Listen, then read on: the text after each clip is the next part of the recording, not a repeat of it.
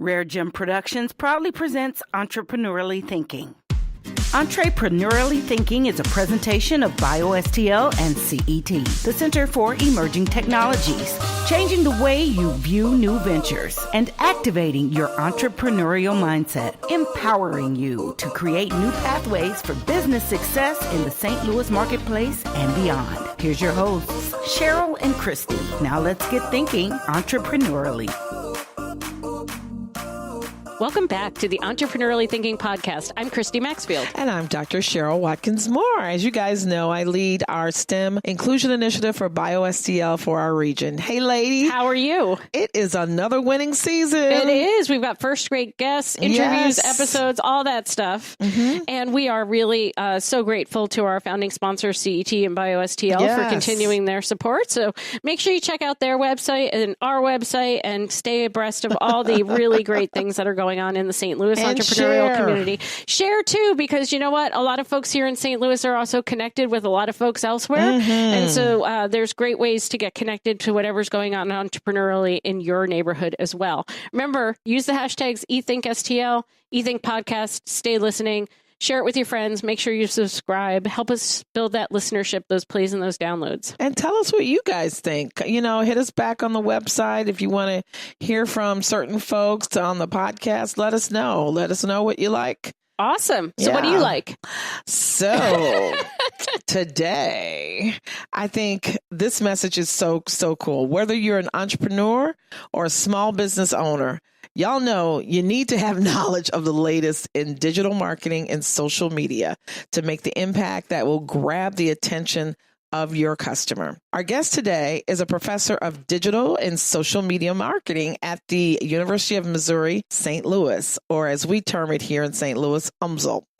UMSL is the largest university in St. Louis and the third largest in the state of Missouri. A professor in digital marketing for over 20 years. Our guest is also the founder of a highly attended conference. Well acclaimed. Yes. Midwest Digital Marketing Conference. If you guys don't know about it, you better go find it's somebody the MDMC, and go on it. Baby. Yes. Everybody knows what the MDMC is. It is, for all of you all who don't know, it is the largest digital conference with over 130 speakers, including BuzzFeed, Instagram, Facebook, and Pandora. Even Cheryl knows who those people are. I know who those people are. Yes, you do. They're on the Googles and on the Googles and the internets. So this conference, you guys, it features over 100 sessions across 9 tracks. That's amazing. It is, and it's why Perry's tired. Oh my God. Let's just be honest. The 9 tracks include data, digital, social media, creative, e-commerce, innovation, academic tech, and entrepreneurial. If your small business needs a boost, then you're going to want to stay listening. CET, the Center for Emerging Technologies, is a proud founding sponsor of the Entrepreneurially Thinking Podcast. We want you to know about all the great resources they provide, including the Square One Ignite and Bootcamp programs, as well as the online startup toolkit. The toolkit has videos, articles, and other materials to help you build your business. For more information about CET's programs, visit CETSTL.com. And for your renewed and continued support, CET, we say thank you. Purpose First Advisors is proud to support the Entrepreneurially Thinking Podcast. Purpose First works with entrepreneurs and the organizations that support them to accelerate business formation, scaling, and transformational growth. For more information about how to work with Purpose First Advisors on business model validation, financial modeling, core messaging, or other growth and profitability strategies, visit PurposeFirstAdvisors.com. I'm Dr. Perry Drake, a professor at the University of Missouri St. Louis, and entrepreneurial thinking to me means embracing every disruption and running with it. Perry, thank you so much for making time with us. Last year, we had the pleasure of talking with you on the phone right before the conference hit. And this time, you've been gracious enough to make a little bit of time in your schedule so we could do this face-to-face. So glad to have you with us. It's so much nicer to see you and talk to you than hear you over the phone, right? But we love that everyone's listening to us right now. Yes. Totally. Yeah, I appreciate it. It's great being here. So what's been going on? Last time we talked to you, you were on the cusp of last year's MDMC conference. It doesn't roll off my tongue. I'm but I'm gonna get a flow here, right? And you're at that same point again this year. You've been doing this for a number of years. Seven. Yes. It's an internationally acclaimed conference. You got people from all over the country, if not all over the world. What's going on? What are you seeing this year? What makes number 7 special? Oh, wow. Well, this year we're growing quite a bit. This year, actually, right now we're setting about 25% of the attendees are outside of the region, which is great. So it's showing we're getting good pull elsewhere outside. So I'm really thrilled with that. So I mean, just lots of stuff. I mean, I'm exhausted. It's like, 4 weeks out, and it's like, I'm not getting sleep. I'm writing notes all the time. Yes. Remember this, remember that. But it's a good thing. It's a good thing. Started small and you grew we started very small in 2013, just a half-day summit, totally free, just trying to make a splash for what we were doing at UMSL with the digital and social curriculums. And now you got 9 tracks. Yeah, it's crazy. We do Vision with maybe 2 or 3 tracks for the full day. And we're exhausted. Well, and it's so funny. Last year, we had about the same, about 115 speakers. Wow. And Brianna Smith and I, our executive director, which she was going to try to be here, but she's trying to do this, and she works a full-time job. And And I think we said at the end of the conference last year, we just had way too many sessions going at each time period, and we got to cut it back, and we're right frickin' back to where we were.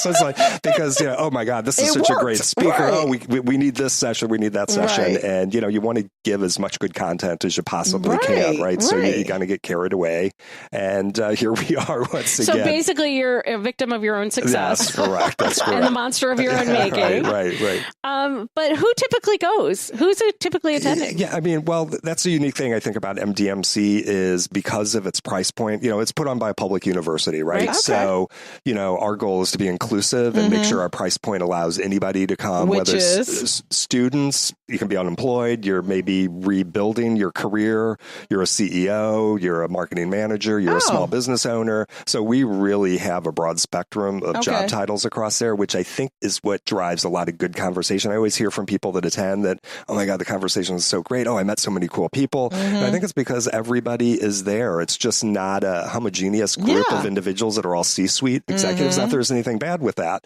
but it gives a new mix. We have a broader mix of ideas, discussions, and all that sort of stuff. People have the opportunity to connect with those individuals, which is really cool. Yeah, which I take pride in thinking that's what this conference tries to do, and that's why we keep the price point so low. I mean, obviously, which is what, Perry? I think right now we're at 169 somewhere around there. We started out at like 149 back in December. I mean, it goes up slightly every year, but that's to cover increasing costs.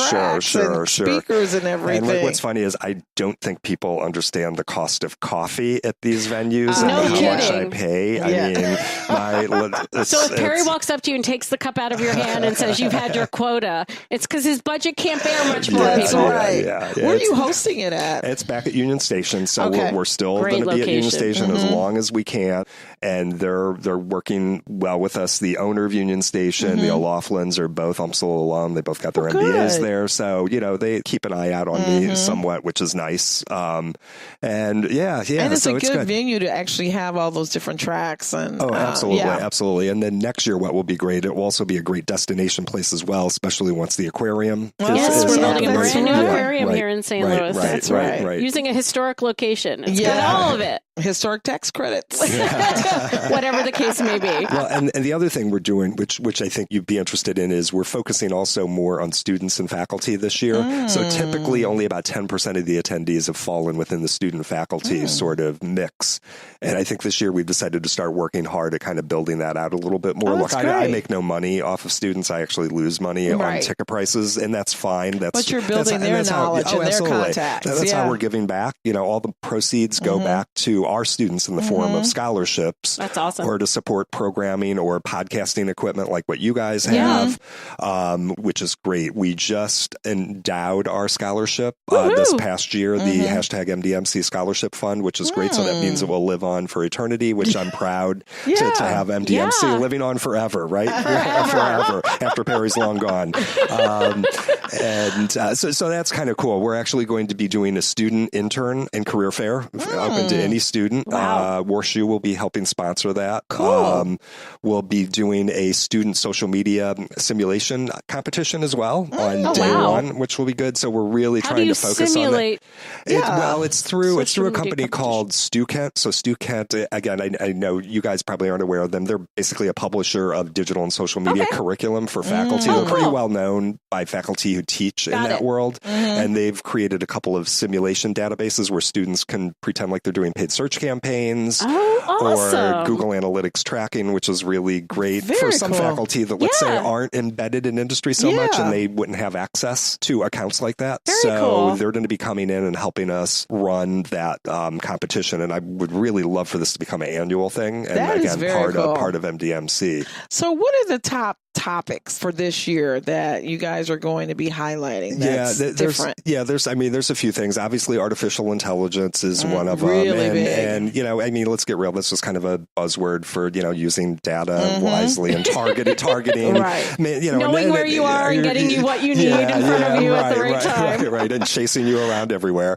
They are listening to you all. Right. So that certainly is a big topic, as is anything around content is really hot. So our workshop sold out almost immediately on content creation. That's great. And so that's really right, because it's all about creating that compelling content, pulling the consumer in, getting them engaged, getting them to share that organically. So that's definitely a hot topic. So we've got several things on that. Facebook Live is pretty big. So kind of live streaming. And then I don't know if you know, but LinkedIn's about ready to come out with live streaming as well. Oh, okay. So one of our speakers who's been with me for 3 years, he's pretty influential, Chris Strub. His claim to fame is he wrote the book 50 Snaps in 100. What was it?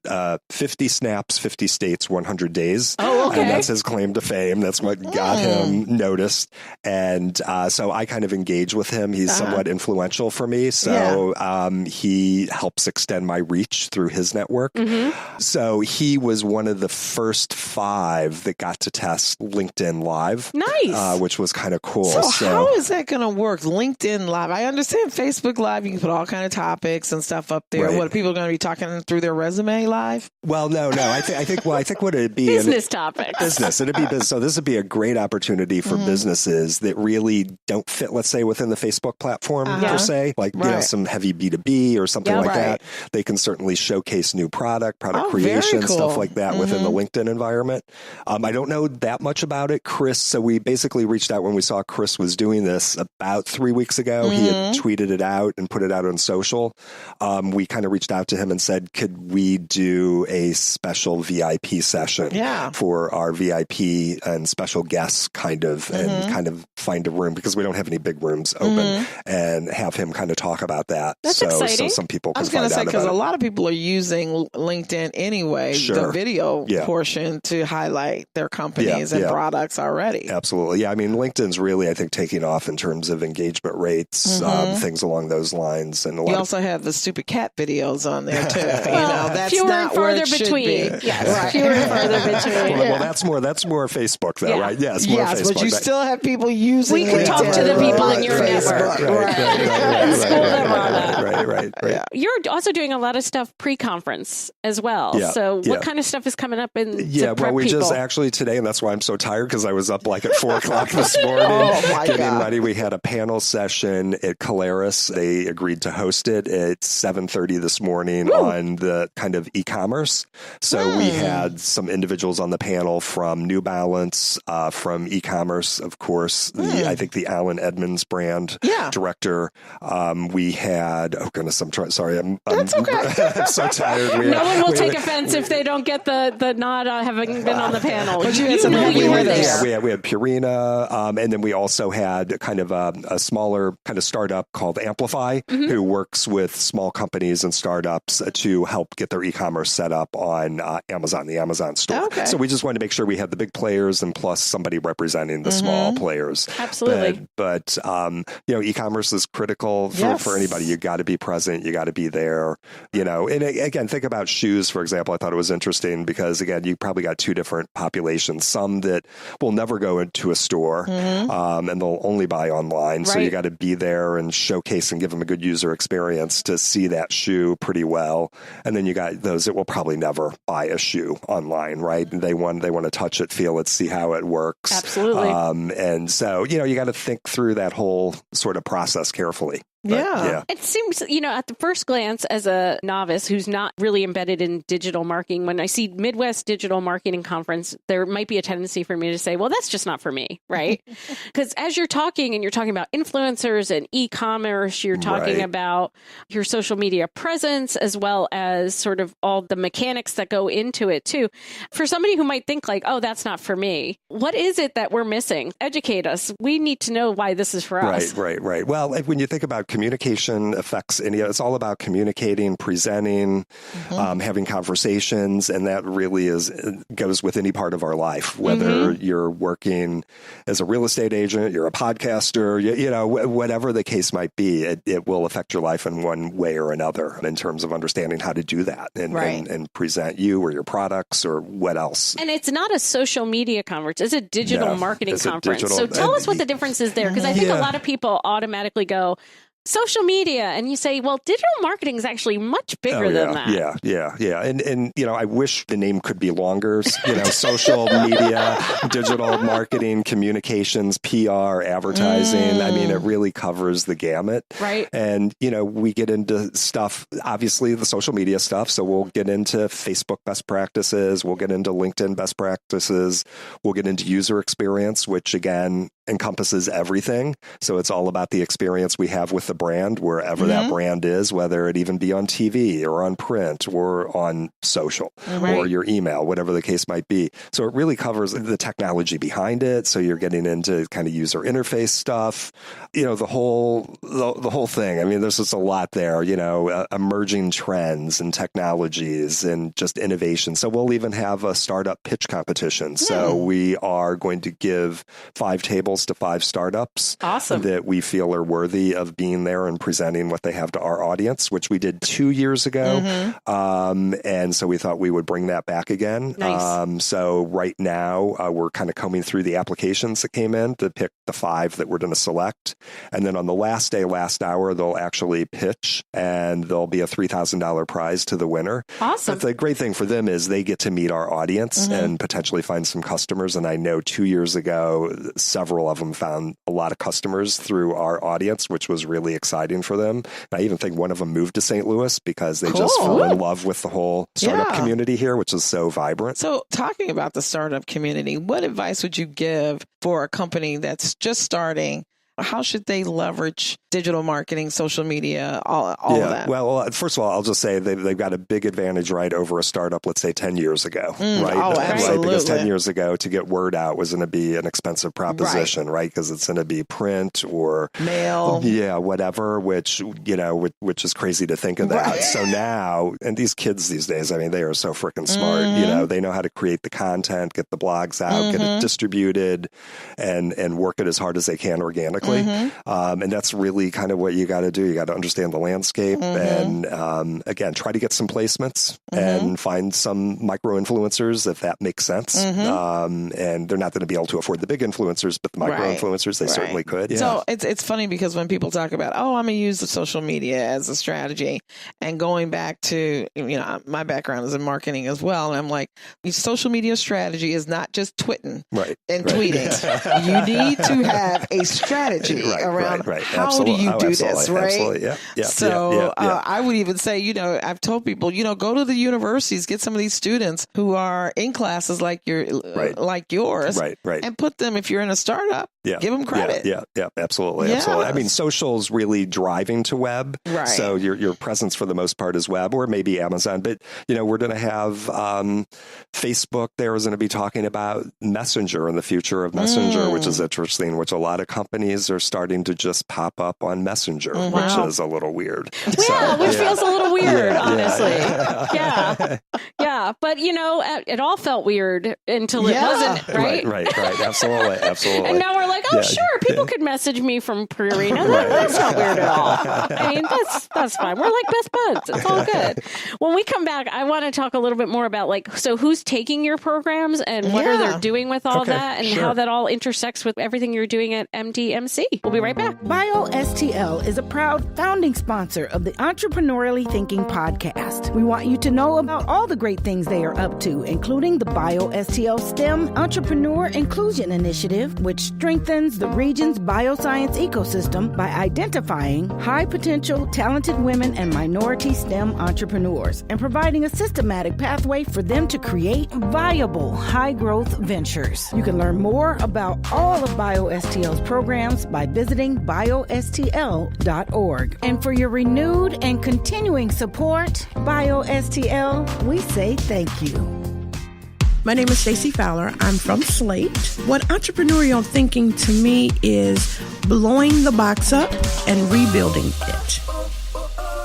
Harry, as we think about not only who's going to the conference, but you were talking a lot, too, about the students and making sure that the students are really involved and that this conference actually started as a way to bring attention to what you're doing at the University of Missouri St. Louis. So who's enrolling? What are they coming to you for? Right. Well, we've got a couple of different programs. So we've got a program for undergrads. So we have basically a minor in digital social for undergrad students. And then we have a certification for MBA students in digital and social.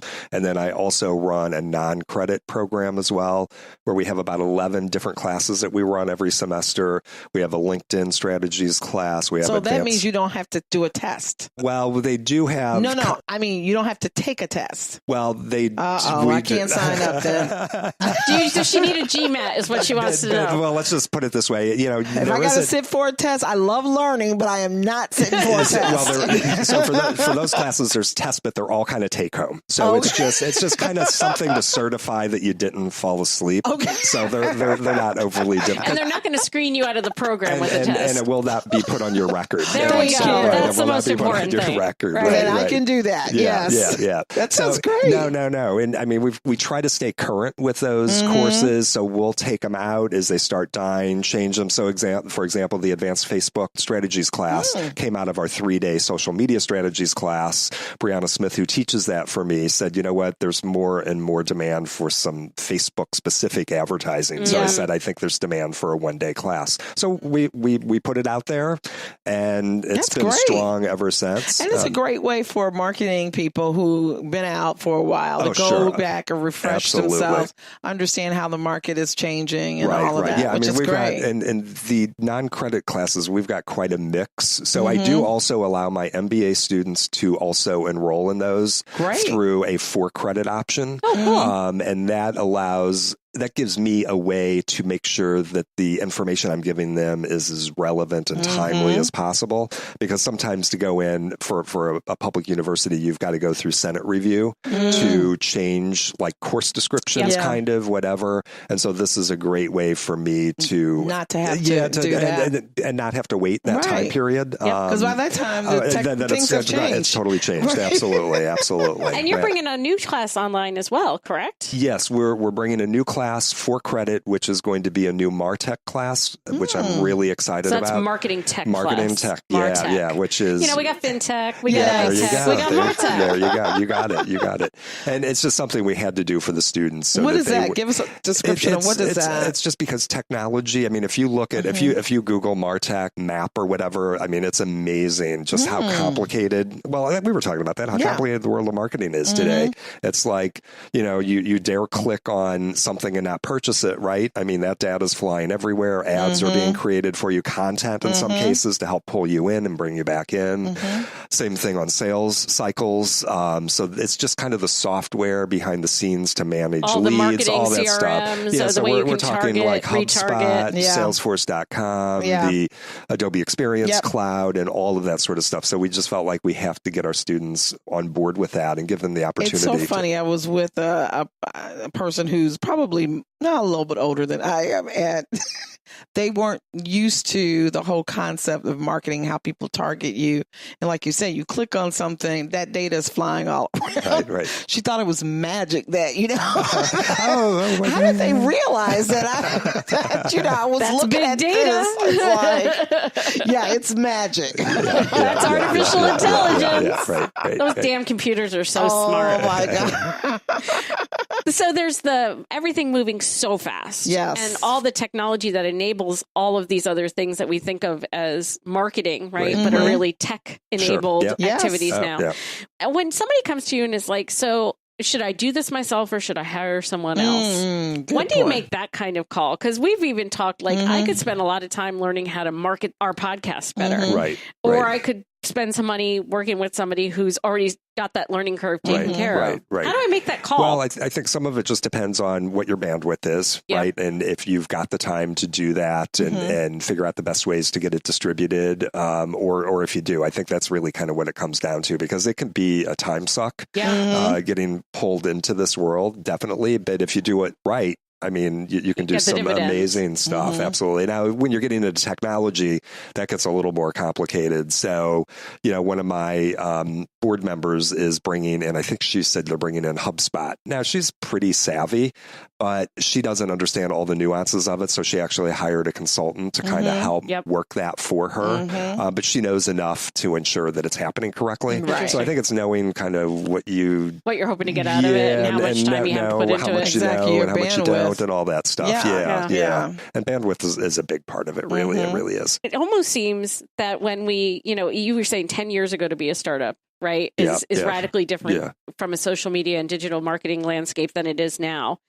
In some ways, it seems like there were lower expectations, right? And that you had only a few platforms to choose from, and you could sort of create that organic following. Right. Is this actually a harder or easier venue if somebody was like, well, I kind of want to make the leap, and there's all these tools out there, and I'm going to do this thing because there's all these tools out there? Or is it like, oh my God, there's all these tools out there. I can't make the leap because I can't learn how to use all these tools? It's funny. I think that depends on how old you are, right? Well, okay, fair enough. If you're 50, it's like, oh my God. I'm like, yeah, you're right. I suppose if you're 20, right. So I think that's some of it. But I think it's an interesting question. I think we have to say it's easier. And then also, I think today's landscape allows entrepreneurs to come to market with little cash. Oh, yeah. Whereas before, I think they had to have a little more kind of you cash on hand. You couldn't compete against the big boys. You really couldn't. Now the big boys are trying to compete against these young kids out here. I mean, when I say to my students at the start of almost every semester, I am just so jealous of the time that you're growing up in today and how you can create yourself. Yep. And, even how you present yourself on a resume, for a job. For me, it was just pushing that piece of paper in front of an HR rep. I didn't have it. Could I publish? Of course not. Back then, of course I couldn't publish.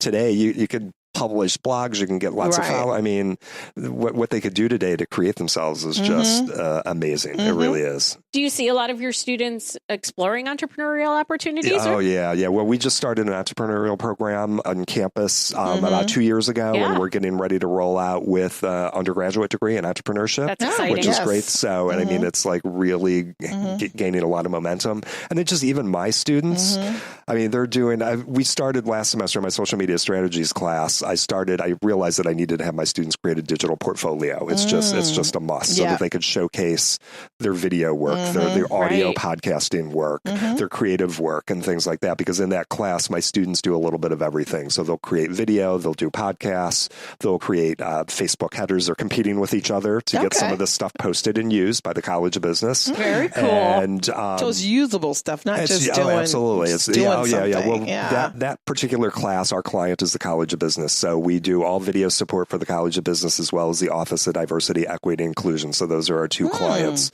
The same thing for all the social media. We do those two departments, College of Business and the Office of Diversity for them. And then podcasting and blogging. And so it's great. So the students get to really apply their skills in a real life sort of setting. And now they're showcasing some of that stuff on their digital portfolio that they could be utilized. I mean, this last year, I was so proud of them in terms of what they did and what they put on their digital portfolio and how they presented back. We actually had a panel of judges there, some from NPR, from a couple other colleges. Nice. They were presenting back to them and kind of showcasing to them kind of their skill sets, which was nice. So, but that's what you got to do today. Right. Fleshman, a group of us were at Fleshman a month ago, and I mean, Fleshman almost demands that they have a digital presence. Absolutely. Right. So it's just where we're at today. Right. Yeah. And where does the metrics fall in all this? Because for a long time, people would say, well, we got likes, we've got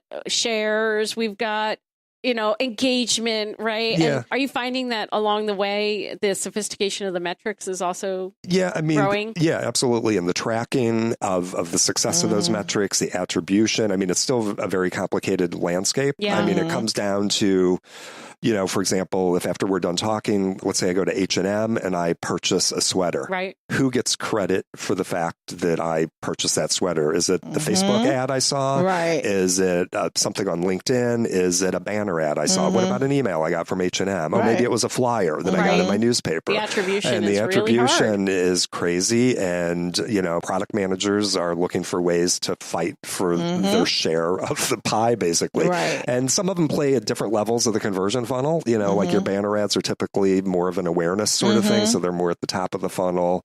And then you're working your way down, as you start doing your targeted ads and things along those lines. But it's like we're getting better at it, but also we keep getting more complicated as well, right? Right. And so one of our guests a few seasons ago was Steph Nissen from Atomic Revenue. And she's one of our speakers. And she's one of your speakers. And I know she had a standing room only last year, which freaked her out. And we were like, this is fabulous, right? But she spends a lot of her time focused on how do you measure all of this, right? How do you actually know that what you did is resulting in the outcomes that you're looking for? And I know that there are folks in the marketing space that are resistant to that. Like, we've never been able to measure some of these things before, and we're really not okay with trying to measure them right now. Right. And but that's definitely where that measurability, because they can track and know whether or not I've clicked on X, Y, or Z. And that's where you might need somebody like a Steph or another company similar to that to help you really get a handle on that. And we've got a couple of speakers that are at the conference that kind of are dealing with that sort of space. So there's really room for everybody in terms of, if you really want to be on the tech side of it versus on the content development side versus the personality in front or the personality behind. I mean, sounds like this is what we should have measured in a long time. But I mean, data's wrapped around everything, though, right? It really is today. And again, we try to stress that with our students at school. You got to learn the analytics and make sure you're comfortable with the data, spreadsheets, all of that sort of stuff. Wow. Which, kids just aren't thinking that way necessarily. Well, and I don't think people who see marketing as a career, forgive me if I'm wrong, Cheryl, thought, I really need to be proficient in all the metrics that go into this. It's really about the communication, right? Absolutely. When we think of ourselves and the metrics have changed. Oh, dramatically. From the time when, I'm not telling how old I am, but but from they changed. From when you were trying to understand, eyeballs on a page versus to now you got followers, influencers. Before it was kind of market share. It was the open rate for your direct mail piece and response rate. And that was like pretty much freaking it. And it's like now we've got everything under the sun that has to be monitored. Right? But that distinction too between going into something because the communication aspect excites you or the design aspect excites you or the blend, but also that the peers in the class are also going to be the people excited by the data and the analytics and the tech, and all of that. And that's just an interesting, I think those worlds used to see themselves as farther apart than they are these days. You're absolutely right. I was going to say everything in the old days was pretty siloed. So if you were a creative guy, that's kind of all you did. If you were the marketing guy, you came out with the right message and offer. Now everybody kind of has to work together just because it's such a complicated process. The tech, one of the speakers is kind of in the marketing technology group, and that's what her responsibility is to make sure the tech people and the marketing people understand what they're doing so they can build out the right engine. Good luck with that. And that even makes me think too, for years it was you got a job in the IT department. Your job was to make sure everybody's computer ran, right? Yeah, absolutely. Now you're in the marketing tech department and you're in the sales tech department and you're in the product tech department. That we've got all of those modifiers for the technology. And tech people and creative people are very totally different side of the brain. Absolutely. Well, it sounds like magic is happening when those folks get together, when your team puts together the MDMC every year, that some real great magic happens. Yeah, so we're just excited to remind people about enjoying and being part of that magic and to hear from you about all the exciting things that are going on. So thanks for making time. Thank you. I appreciate it. Thank you. Changing the way you view new ventures, unlocking your creativity and innovation, igniting your thinking about entrepreneurship. It's Entrepreneurially Thinking. Get connected and discover more. Visit entrepreneuriallythinking.com to listen to all your favorite episodes and learn more about our guests, hosts, and sponsors. Feeling inspired? Be sure to share your thoughts, questions, and stories in the comments section. And don't forget to leave us a 5-star rating on Apple Podcasts. The best way to show love is to share and subscribe. Let everybody know that you're entrepreneurially thinking.